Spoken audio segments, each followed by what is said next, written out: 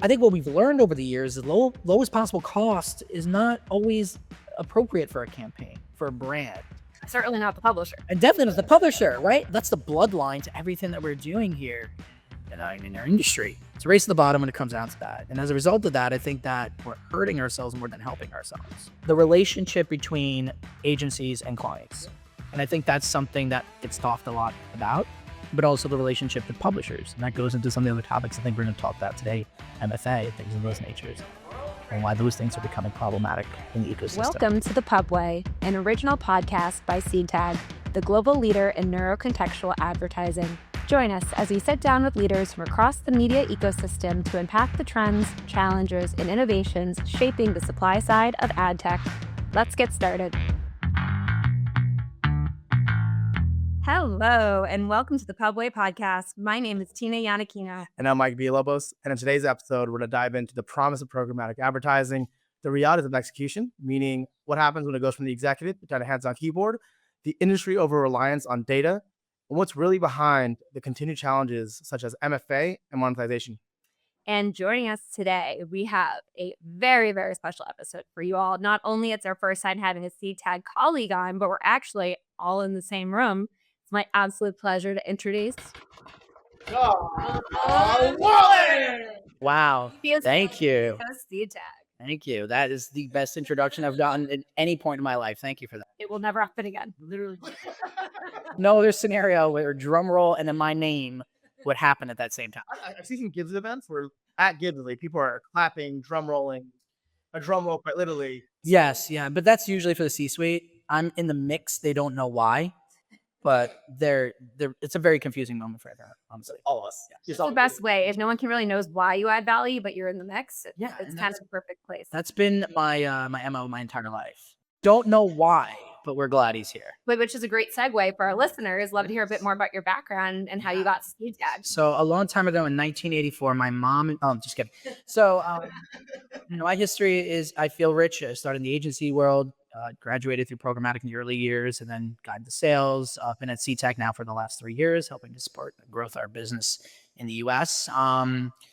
And I'm, a person who really likes to learn as much as possible. I thrive on education, and I think that's something that sometimes gets lacking in our industry. So I'm happy to be here and talk about some of these topics and share some of my thoughts. Hopefully, they're We know. yeah. Let's not all 5,000 people. Yeah. And we are accepting thoughts and prayers for this report. I agree. You should. And this is the first time I think I've shared these thoughts without a drink in hand. So I'm going to be very excited to share these. And speaking of drinks, before we dive into it, I'd like to call out that we do have our prospective sponsors. That's right. Chacha Masha. So for listening, Chacha Masha, feel free to, throw us a gift card once, twice, 2 times a year. I think we're paying our rent with our office being above your location. Correct. But because we do want your hot takes and we love all of your shenanigans. Sure. From the Exactly. let's have a program. The hottest topic that you always bring up, the promise that is being given or being driven from the industry, which is one-to-one targeting, reach and frequency being obviously the main focus of aggregating all the vendors. What do you feel is the initial disconnect between what's being said and what's being done within, yes, publisher side, yes, the DSP side, but now what you're doing with your clients on an end-to-end basis? Yeah, it's such a nuanced topic, right? And the ecosystem, I think, has become very convoluted. The promise of what Programmatic was brought about years ago, in my perspective, was a more streamlined approach to activating digitally, right? Mm-hmm. It was this idea that we can, be fully addressable, reach audiences in a one-to-one fashion based on, the way that we have modeled or profiled your consumer. Sure. So when those conversations started, it was very much like, hey, brand X wants to reach moms with 4 kids, with 3 dogs, and this one geo with these behavioral attributes, and we're going to do that at scale. And that sounds just great. Like everyone wants that, right? But then as you're going through the process of actually, matching those audiences into that ecosystem, you're piping it through multiple different layers of tech. You're adding in, different filters. By the end of the day, like, are you actually reaching that audience that you were promised? Like, are you doing it at scale? So I think that this promise that was made, and we continue to proliferate that promise because we're marketers and marketers love to market against each other. What are the realities of that? Like, and why are we not talking about those realities? Like, we want to be so transparent. That's the other thing about the ecosystem in programmatic is transparency is paramount, right? Supply transparency, SPO, all these great things. But then when we get down to it, like, are we really being as honest and transparent about the actual audience targeting that's happening through these pipes? And a lot of times what I've found, at least in my experience, is as you go up the chain from the programmatic buyers all the way up to the investment team, the strategy team, all the way up to the client, it becomes very, I don't know if the word is diluted, but all of a sudden, the promise of it is not the actuality. So, those are a little bit of my thoughts. And there's certain things about programmatic that I think are actual, right? The whole goal, and you think about those systems, they're built on efficiency and scale, but efficiency being paramount, right? A lot of these original algorithms in the DSPs were built on driving the lowest possible cost. Oh, I think what we've learned over the years is lowest possible cost is not always appropriate for a campaign, for a brand, right? So, Certainly not the publisher. and definitely not the publisher, right? Yeah, and that's the bloodline to everything that we're doing here in our industry. It's a race to the bottom when it comes down to that. And as a result of that, I think that we're hurting ourselves more than helping ourselves. So that goes into another conversation that leads into like why programmatic realities versus actualization is not really true. I think it's the relationship between agencies and clients, right? And I think that's something that gets talked a lot about, but also the relationship with publishers. And that goes into some of the other topics I think we're going to talk about today, MFA, things of those natures, and why those things are becoming problematic in the ecosystem. But to put a little ribbon on it, I think, the ideas of precision targeting, efficiency at scale, transparency, these are all great things that we want and we strive for in the ecosystem that are powering a lot of the narrative. But some of those realities are just mixed. They're just not there. And I fundamentally think a lot of the precision targeting is a lack of being able to get match rates to where they need to be. But a lot of this is cyclical, right? Because let's take this back to TV and radio. Sure. The whole goal was to define reach at scale, make sure that it's coming in at a lower than quoted price range, right? Sure. So programmatic did the same thing. And if you're in the QSR or even CPG, you're probably going to want to go for that route anyways because it's so good, super driven on a day-to-day reactionary basis that sometimes reach and spanning that makes a difference. So you can make the case, right? I think totally. I hear you loud and clear, and I think what I've heard a lot, speaking to a lot of brand advertisers, is specifically in those verticals, CPG, is that they very much, they obviously care about efficiencies, backing into sales goals and things like that. And you're selling a $4 toothbrush, you need to be able to back into that ROAS. The challenge that is emerging is that they're losing a lot of that original brand equity, that brand exposure that they once had. There was a reason why people went for Charmin versus Scott's and things like that. If we're just consistently looking at that bottom line and we're not adapting some of these strategies and understanding that there's quality audiences, quality publishers, quality environments that deserve to be paid more for those experiences, and we're just relying on an algorithm and a DSP to get my lowest common denominator here, like, they're losing out in the long term. I think so much of what we're doing in the ecosystem right now is very much, I need it now. I want it now to prove out that my job exists and that like I'm doing the job. As opposed to thinking further ahead and saying, how is this going to benefit the brand and my company in the next 6 to 7 months? You brought up a good point around automation. Sure. So automating the algorithm or letting the algorithm take it wherever it wants to is a very opaque view, but because it's automated, it doesn't allow for a better, I would say, quality check throughout the process. Yep. Or at the very least, deducing what the outcome is and why we got there. Right. Because if it's the algorithm driving the monetization, you're like, well, it did what it did. It's a double-edged sword. One, hands are off and clean, but also I just don't know how I got there. So if I reverse engineer, probably not. Yeah. Great point. And what variables are actually driving that specific outcome, right? And there's so many players now in the space, specifically in that lane when we're talking about algorithmic outcomes and things like that. And I think that also blurs the line that a part of the programmatic promise in the ecosystem is, you had these players originally that had specific roles, right? The publishers who were focused on their audience, focused on their content. You had the DSPs, right? That basically allowed buyers to come in and buy efficiency, buy smartly. And then the SSPs aggregated all these publishers, helped them better monetize and all those great things. And I'm seeing this convergence of all of it happening in the same time, where you're having DSPs now, supply partners / outcome-based algorithmic players. And you guys start questioning, like, who's watching the Watchmen, right? Like, if we're just having big players check their own homework, apply the supply, the demand, and the algorithmic approach to outcomes, like, we're never really going to get to that point of transparency that we're looking for. But now I'm going to push back on you a little bit. You had soft pushes. Those are soft pushes. I want that, like, hit off the cliff. This is a bit off the cuff for those who are listening. So my pushback here is the Watchmen need to actually be the ones creating the homework, because I'm grabbing the most revenue, e.g. Meta or Alphabet, right? With GA4, the reason why it's doing it is SEO, SEM, and all organic searches on a search page. All of that comes through Google, right? So Google should be the one actually monitoring site traffic, attribution, and the way it's actually built out, even with 48% of the cookies being deprecated because it's coming from Safari or I think 98 days went away. All that being said, they're the ones that have those information, and publishers get monetized through that as well. So I would push back and say Google should be the one doing it, because they have the most information to actually provide the best direction, whether it be synthetic and its own fabricated version of what would look like attribution, or just listed coming through, say, UTM, etc. Great points. And I agree.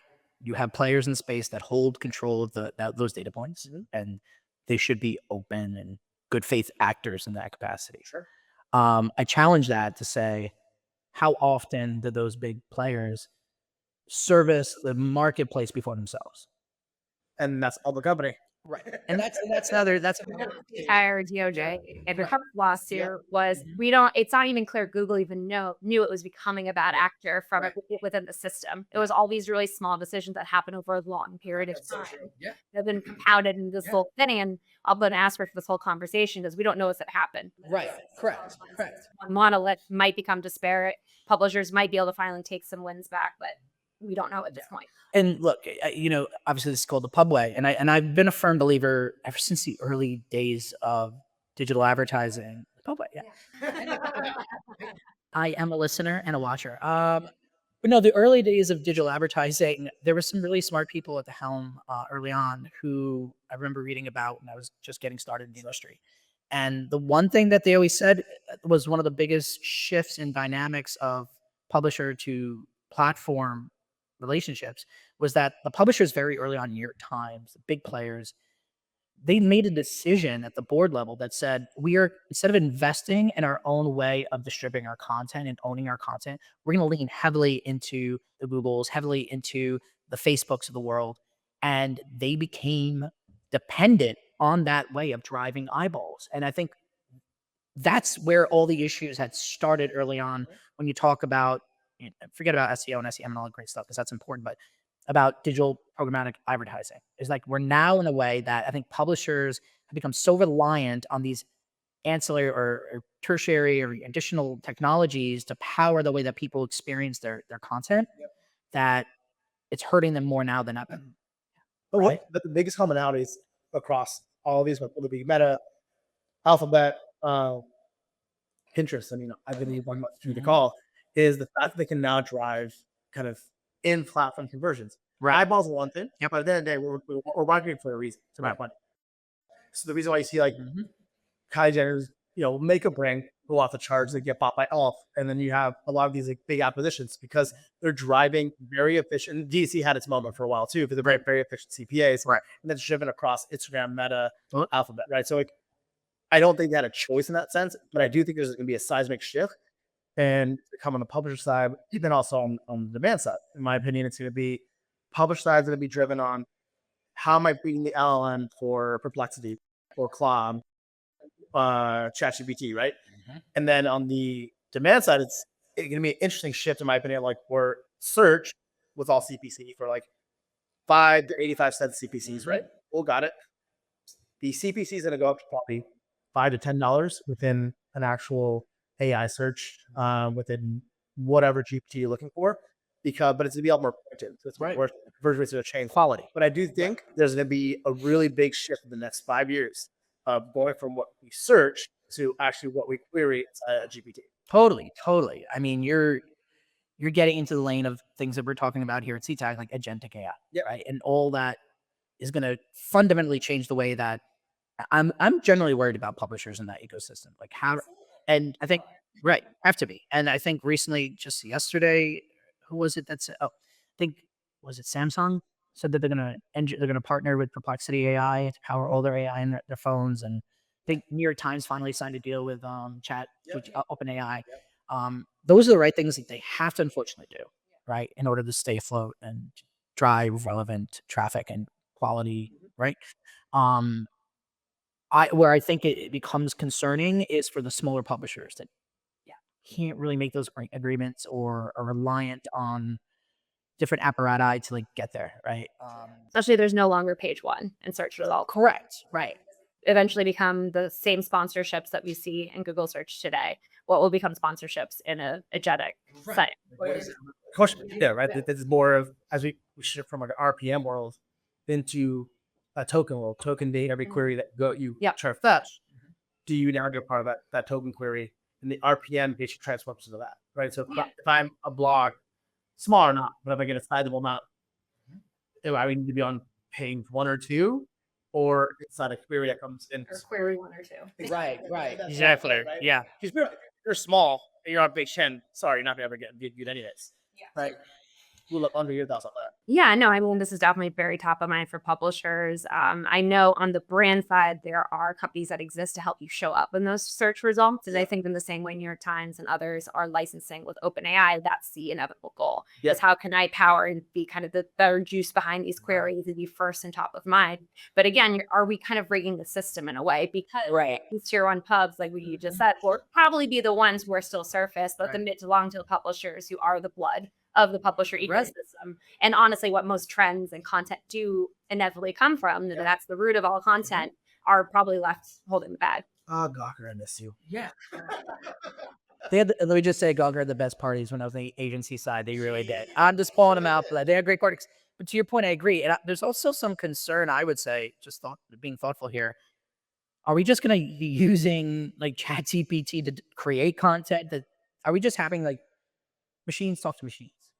And they have the agent like agent cost agent. Right. But not just in the terms of like querying like what works best for you in a search query, but more like, if I'm a tier 2, not tier 2, 3, but if I'm a blogger and I have to keep up with constant content, am I just going to like an OpenAI and just churning, right? So then what happens to quality? Like, so there's a lot of things that are very concerning about that aspect of the marketplace. And, going back to programmatic, right? And thinking about how the ecosystem's going to adapt to that. And that also comes into things like MFA, right? Like, I can't wait and think in 2 years from now, where the next thing that's going to happen is going to be, I'm not going to guarantee it, but I can call it, it's going to be something like fraudulent content, right? Like, it's already kind of out there, but even more so, like man-made content versus like machine-made content, right? And that's going to become more and more prevalent in terms of like what's actually quality content versus non-quality content. I think that's something that's going to be kind of called out by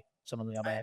Sorry, I was going to say, so I'm in the IAB task force for MFA. We had a meeting earlier this week. It is very spicy. Oh, okay. The whole point of this task force is defining what truly is MFA. It's not made for advertising. It's really made for arbitrage. Because the entire internet is made for advertising. The publisher is the only person who's not allowed to market themselves. So that's the T. So the whole point of the ethos of this conversation is, why is the entire responsibility on the publisher? Right. Yeah. I would love to hear, especially from your perspective, speaking with brands and agencies, is how are they kind of approaching MFA and what they should be held accountable for? Because transparently, there's a lot of performance data that they should be held accountable for, and the publisher cannot control. It has no insight into until they get these data reports, and they're like, what platform does this even come from? Amazing. So many things to say about that. I'm going to collect my thoughts here. We have all the time. We're already nailed this. Because this is such a applaud our industry for more acronyms. We just love acronyms. I think that what's really interesting about MFA to start or is that the definition of MFA has always been somewhat loose in the sense, right? Because you have blog style content that gets misconstrued to that. You have some big players in the space that got called out this year for having fake landing pages and stuff like that. And I think when this conversation first came up, the first question I asked is, why would a big player like that have to resort to something like that? And that's, I think, the fundamental first question we have to ask ourselves. What's driving that? And the fact that, like I said, that behavior, right? The system's rigged, but also to stay alive, to keep the lights on. They're like, I need to facilitate this kind of behavior. And I'm not validating what happened. And I'm alluding to it, but I'm not saying it directly. But the reason why we called it out because we have listeners who are listening for the first time too. There's like, what is that when they tell us?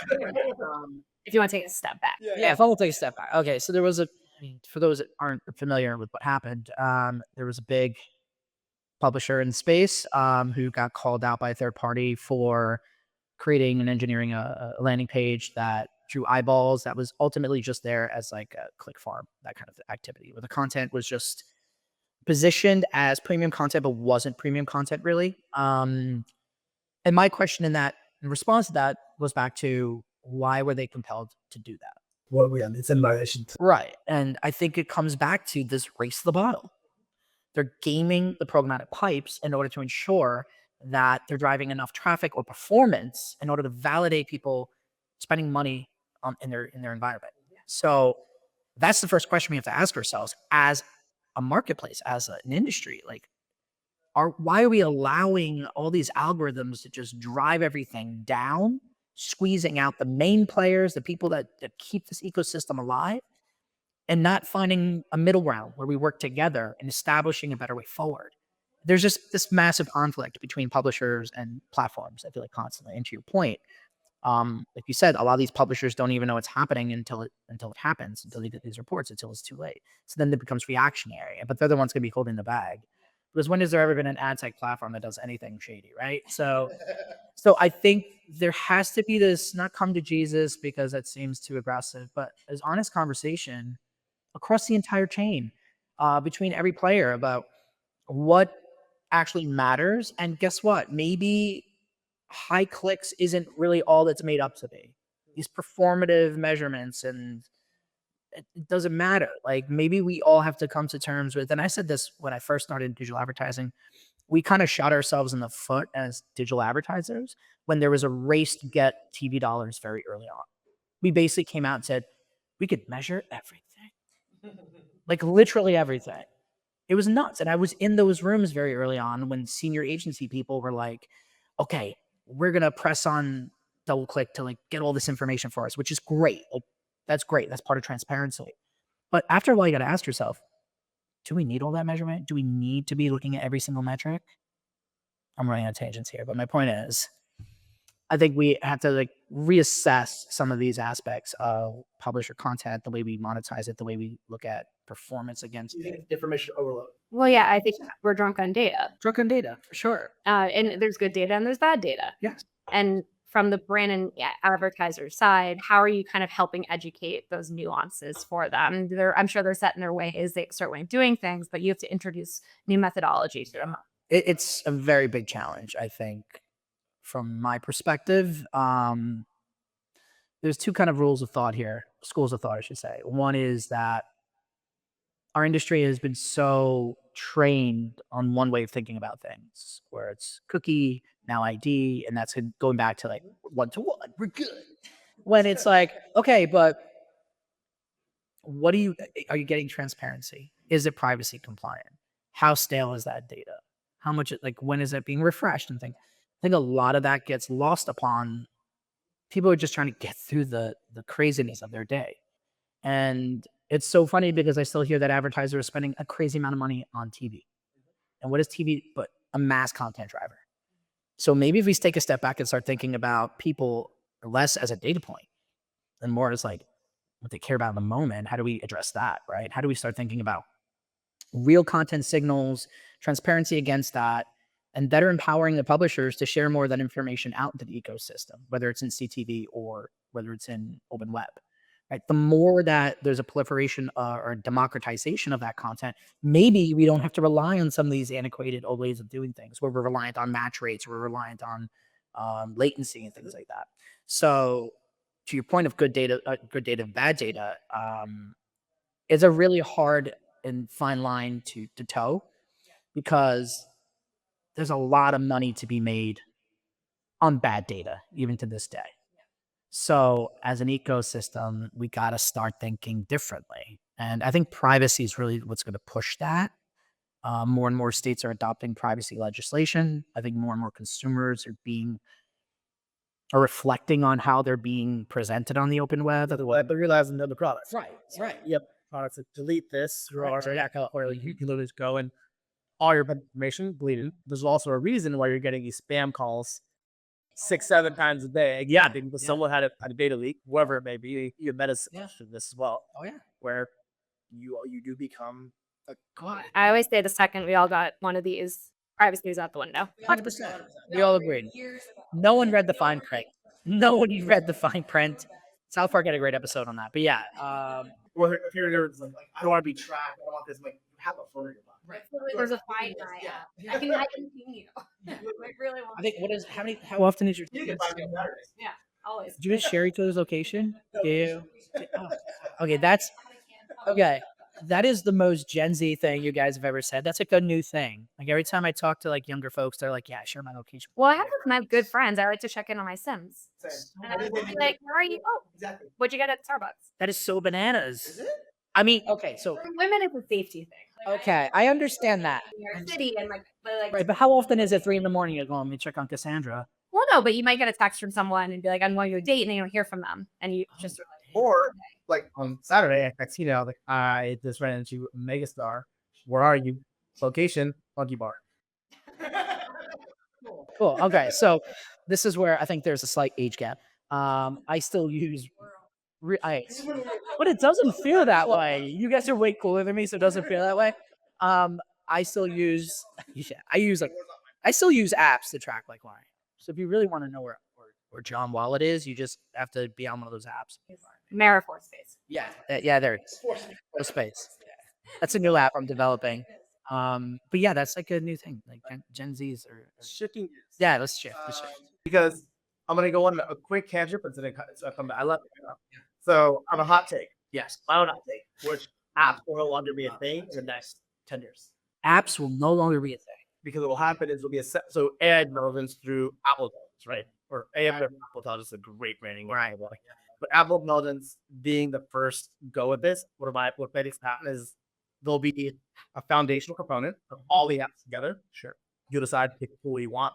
But you go to Apple Intelligence say, send me an Uber to Williamsburg. Make me a reservation. Make and that'll be ready. Yeah. And all done through a single interface, zero application. And the way for get an hour, they don't organize their files the way we do. They actually go to the search bar, say file name, whatever it is, and their desktop looks like a mess, but they just know where to query. Yeah. Right. That gives me so much anxiety. I know it's like a Jackson Pollock on their screen. It's really upsetting.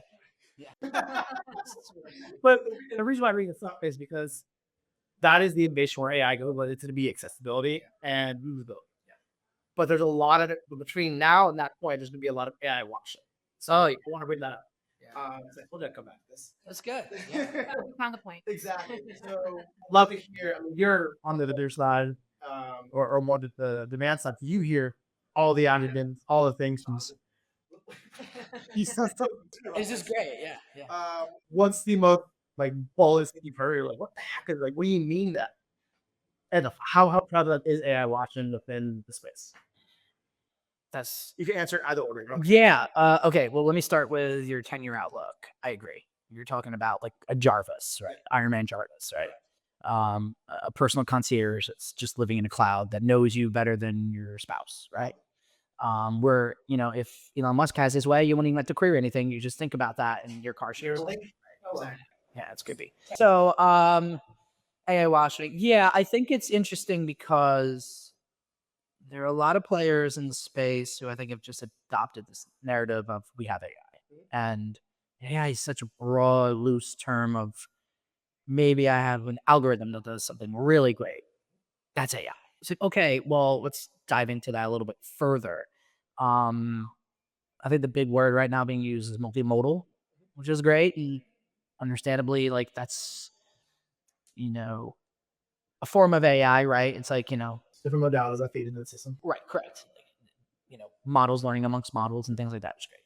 I think, yeah, models and models. I think we're doing what we do all the time, where we're making grand promises, a lot of companies, about what their systems can do. So instead of saying, like, I have a very specific use case for this particular model, which can be described as AI, they're just blanket saying we have AI. And they're blanket saying that this particular thing that it does can do 900 other things for you that's going to drive outcomes. It's great marketing, it's great narrative, but when you really boil it down, it's not that, right? There's a lot of white labeling of AI components. A lot of companies out there that are just using other players' technology and Putting some lipstick on it. All the open source Yeah. capabilities like Robot AI, Anthropic. and that's fine because maybe there's nuance to that, right? That you're changing something on top of a wrapper on top of a wrapper. I just think that, again, going back to it, marketers love to market against themselves. And if AI is the new buzzword, then that's great. What will the next one's going to be agentic AI? And then what will be after that? Like, so to your point about AI washing, I think it's running rampant right now. I think the onus is on agencies, holdcos, and I would argue compliance agents at the brand to really begin to dig in. And I know just through experience here at Seedtag, we've had to go through rounds of compliance conversations across the board with different brands, different holdcos. Like that's just part of what's going to weed out the real and the non-real, right? So I think it goes back to, and I think it's a dirty word in our industry, but some level of regulation is important. Setting standards, and I don't like standardization because I feel like it waters down innovation, but there needs to be some rules in the sand to say this is this. Yeah, we need some guardrails. Like we're moving so fast. We love to do that. We're building a plane in flight. We always And there's something really exciting about that to be in an industry that does that. But I think if we're going to be real to the brand marketers who are buying this stuff and expect certain things, you need to vet it further. We need to be honest about, and I hope that, our clients feel that when we come to the table, we're very open about, hey, this is what we do it really well. It's a form of AI and we've been developing it for a while. It's not going to do everything for you, but we're going to work our hardest to get you there. Right. So I think more and more companies need to come to the table in that capacity and not just blanket statements say we have AI and we've been doing it for years and it's great. Yeah, and I think it probably feels like a daunting topic for some of the listeners who are entering the industry where AI is running rampant and taking over more junior level jobs. I know there's a lot of concerns in that, but I do also like to point out AI can only learn from AI. Right. That is a huge fact. I'm not sure if everyone saw there was a viral post on LinkedIn a few weeks ago where someone uploaded a photo of themselves and they said replicate this 100 times later. The person was an entirely different ethnicity. Yeah. So when AI only learns from AI, mistakes are made. Right. So my advice to anyone who is new to the industry or maybe like scared of this conversation is lean into it. Totally. Pay for a premium version of an open AI. Pay for an agentic AI opportunity. Learn, teach yourself, do courses, kind of lean into it so you're not left behind. I agree with that more. And I kind of want to go back to what we were talking about earlier. But between like machine made and human made, Yeah. I think there's going to be a bifurcation that happens where they're going to say, is this human made? I think the creative industry is going to thrive. Yeah. In the beginning, it'll suffer, but then they're like, I want real content. Real human content. Painters, writers are going to go to a premium eventually because it's going to be such a like novel thing. Yeah. Right. I agree. Yeah, but we also do, going back to the dirty word regulation, it's getting really, really difficult to distinguish AI between human, especially even I'm seeing doctors on social media, news reporters that are completely deepfakes and they sound compelling, they sound real and authentic. And to someone like our parents' generation, they probably don't understand how to make that distinguishment, which is terrifying. It goes back to should we fingerprint things? Is there a way to add some sort of blockchain system? Yeah, that's a larger conversation, but something has to be decided upon in that area, or is it get real scary? Yeah, and I agree with you. I think that what was it, now 15 years ago, when a lot of the technologists were coming out of Stanford in California, the mentality that was being taught at these universities was break things and then answer for it later. And that was always the model at Meta/Facebook for many years. I think we are, Take it over breaking terror. right. Exactly. I don't think we can operate like that anymore. We are using tools now that are fundamentally going to change how we conduct our daily lives. And there has to be an adult in the room that says, I'm willing to circumvent a dollar sign for the betterment of what we plan to be as a species. That sounds pretty dense, but that's the truth. Like, AI is going to change a lot of things, but to your point, I think you're right. I think the younger generation, and I've already seen it, being able to use AI in a way that is complementary to their lives and doesn't own their lives. I there was a term I heard at a conference. It was like AI constructors or something like that. Like, people were able to go in those systems. Props. Yeah. AI constructors, like that. Those people, those are the ones that are gonna know how to harness that power. And I love this scene actually. There's a platform, a few platforms out there, but one I want to call Lovable is that with extreme mainstream love where I literally built a fitness app within 3 hours, all because I need framework. I don't code, but like I was able to build my own like fitness tracker and have an app pull through it and Lovable, zero code, and it produces everything for you. And like, one is if you know what to do, or you have a rule book or like a guide book, you're good to go. And the rest in your imagination, which changes the entire game because now the kind of innovation industry isn't a super crowd forward, but we've always had this issue. Web, TV, radio, there's always some propulsion mechanism that comes into play. So I don't think we're out of our depths yet. no, I do think we need to adjust faster than we're used to, just because what we've done in the last 5 years is faster than we've done in the last 50 years. Sorry. Right? yeah, human beings are very adaptable. We find a way to continue to have jobs in these environments. We're like cockroaches. Yeah. We're not. See, I agree with that sentiment totally. And, to your point earlier about the older generation, I sympathize with what's going on with them, where you look at the trajectory of technology or technological advancements, like 1930s, people were still using horse and buggy in some areas of the United States. And now there's almost flying cars. And like there's deep fakes. Like, it's very hard to look at that hockey stick growth. Wayne was flawed. Yeah, full autonomous. Like, so I can understand like how overwhelming that can be. So I think education amongst everything else is important. Absolutely. Well, I think we could talk to you for hours. Yeah, we do. We do. Yeah. We're not gonna record those. Yeah. We will not be recording those. But I would love to wind this down. If you had to kind of leave our listeners with more of kind of innovation, I think touched upon it a lot in this conversation, but what would you kind of zero in on? One type of innovation that for the industry that would be impactful in the next 1 to 2 years. So many that come to mind. I don't know if it's so much innovation, but I would say it's a democratization of, going back to the theme that we started with, the programmatic ecosystem, right? And one would argue it's already democratized. Well, I don't think so. I think that an openness to share signals, data amongst all the players in the space, claim to have AI, let that prove itself, right? So I think that it's a willingness on the publisher side to open themselves up, programmer side, to say, help me better understand my audience, my content, and then monetize that, and then open up to all the players who claim to do certain things and see who's going to rise to the top. So I think it's that level of innovation, sort of. Does that make sense? Okay, great. Yeah. I like it.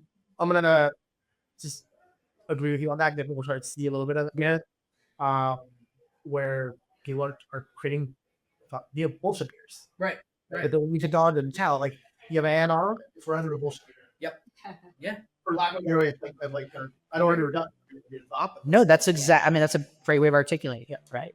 It's $1 million idea for a new company. We'll be in the bullshit meter. All right, guys. We'll talk about this next year. All right. Thanks for having me, guys. Yeah, thank you. I really appreciate it. Thank you for listening, and we hope you enjoyed this episode of the Pubway podcast. This episode is brought to you by Seedtag, the global leader in neurocontextual advertising. Learn more and reach out to us at seedtag.com.